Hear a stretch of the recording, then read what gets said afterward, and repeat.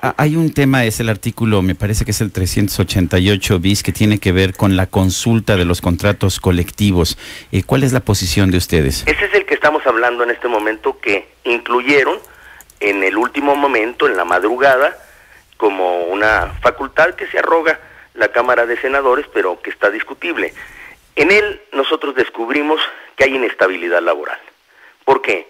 Porque es como reproducir la técnica de luz y fuerza del centro de muchos años, en el cual los contratos colectivos, por varios sindicatos que puedan existir en la misma empresa, quedan sujetos a una votación por parte de los obreros o por parte de los trabajadores, que parece una subasta, y que posteriormente la que gane en votación se lleva y se presenta al patrón y se le dice, ¿la aceptas? ¿Sí o no? Y el patrón, si dice sí, se arregle el asunto. Si dice no, se van a la huelga. Es el caso entonces de que si hemos logrado tener una estabilidad laboral que solamente ha generado 25 huelgas en los últimos 6 años, con esta nos aseguraremos de que existan muchas. Dirán, ¿por qué en Luz y Fuerza del Centro nunca tronó la huelga mayormente? Hubo momentos en que sí existió, recordemos que la clásica requisa que se quería hacer. Bueno, es que ahí la negociación se hacía con el gobierno, y los gobiernos que quedaban contra la pared, pues daban todo lo que tenían hasta que quebraron la empresa. Pero eso no sucede con los empresarios. Lo que queremos es una ley laboral que le sirva a México, que genere estabilidad, que dé certeza jurídica y que sobre todo mire a la modernidad por muchos años más, pensando que estamos nosotros como haciendo una ley moderna para la competitividad.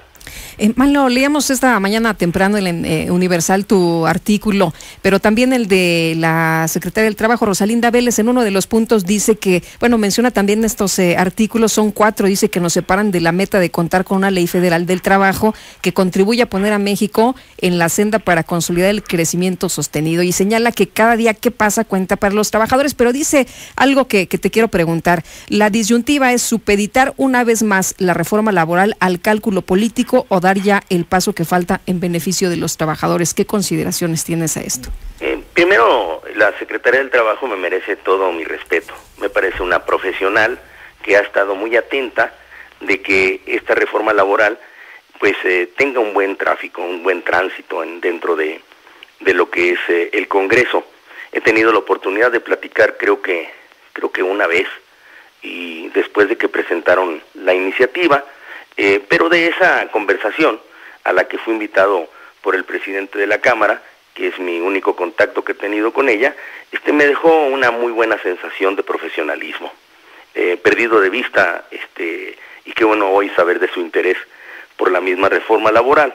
Pero en este caso, yo le recordaría a la secretaria que tiene mucha razón, y ella sufrió ese cálculo político, porque en una de las partes de la negociación que llevábamos a cabo con el partido en el gobierno, su subsecretario fue el que propuso una salida para que nosotros lográramos resolver el artículo 371 y que se sujetara a lo que son los mandatos del Organismo Internacional del Trabajo, que es garantizar simplemente el libre ejercicio del voto.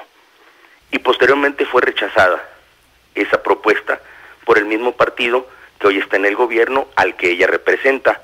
De seguro sabe muy bien de cálculos políticos. Manlio, ayer estaba conversando yo con un empresario que me expresaba una inquietud al respecto de una parte que ya está aprobada dentro de la parte del outsourcing, de la subcontratación. Me decía que hay empresarios que se muestran inquietos por la manera en que quedó la redacción, en que la empresa que origina, digamos, el trabajo y que subcontrata un trabajo queda como patrón sustituto en caso de algún tipo de problema.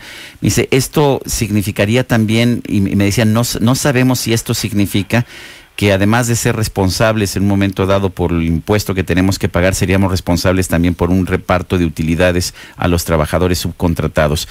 ¿Tú nos podrías responder a eso? Sí, Sergio.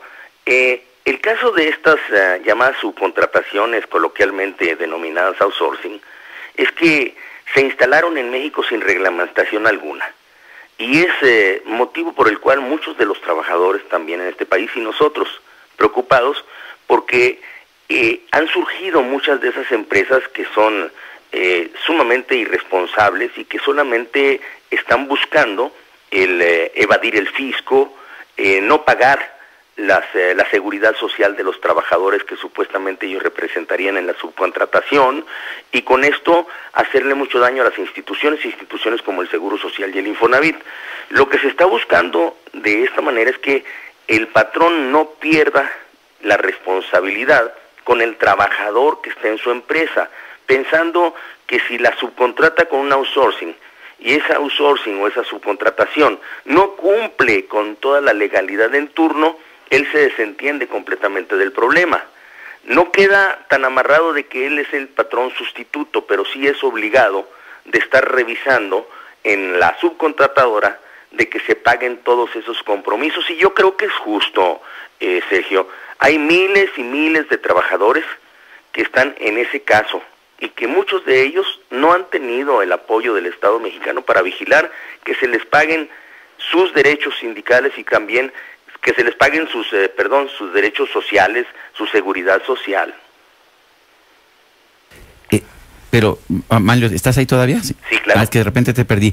En el caso del específico del reparto de utilidades, ¿tendría obligación la empresa que hace la subcontratación de pagar reparto de utilidades a los trabajadores que son subcontratados a través de otra empresa?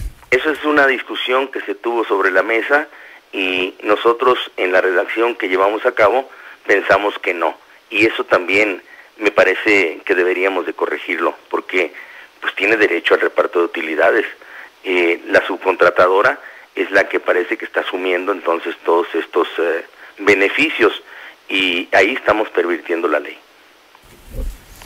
Manlio Fabio Beltrones, gracias por esta conversación. No, gracias a ustedes por escucharme, Sergio, y por poder tener la oportunidad de tratar de explicar algo tan complejo como es una reforma laboral que estoy seguro que le va a servir a México y que pronto va a salir, Sergio. Muy bien, pues muchísimas gracias. Oye, Manlio, aprovecho que te tengo aquí. Sí, ¿Qué pasó con los famosos Positos? ¿Cómo estuvo? ¿Cuál es la situación legal? ¿Desaparecieron de forma incorrecta del dictamen de la Cámara de Diputados o sí fue una decisión tomada? ¿Qué pasó y qué va a pasar con los pozos de minas? No, este fue un asunto, Sergio, que habremos de corregir en su momento, porque en Comisión del Trabajo y Previsión Social tomaron la decisión de hacer una nueva redacción sobre un artículo sumamente denso, complejo, alrededor de lo que era esto llamado los Positos, y que muchos pensaban no debería de venir en una ley federal del trabajo, sino debería de estar incluido en otra ley para la protección de los trabajadores. No obstante lo anterior, por algún olvido, no sé de quién de la misma Comisión del Trabajo he sido informado, este no fue votado en comisión y nadie se lo reservó. En el Pleno, pues, estábamos hablando de más de 400 artículos que estábamos discutiendo, pero admitimos que hay un error de por medio y que hay que zanjarlo, para lo cual nos hemos comprometido a hacer una iniciativa que después de aprobada esta ley, modifique la misma en ese tema. Manlio, dices que la ley laboral saldrá pronto. ¿Pronto significa cuánto tiempo? Bueno, Lupita, ya les comenté que tiene 45 días de plazo en comisión.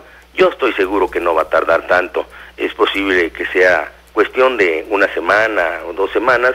Creo que los grupos parlamentarios, estoy convencido que los grupos parlamentarios han entendido que, aunque no les guste, porque hay algunos que no les gusta nada de la ley y por eso votaron en contra, y a otros más a los que no nos deje completamente satisfechos. Sabemos que hemos hecho un gran esfuerzo por modificar una ley que tenía 42 años sin movimiento y 80 de haber sido creada. Imagínate el México de Luis Echeverría al México de ahora. Pues entonces tenemos una gran diferencia, y que se adapta a la modernidad, y que por ello tenemos que sacarla en las siguientes semanas. Manlio Fabio, como siempre, gracias por tomar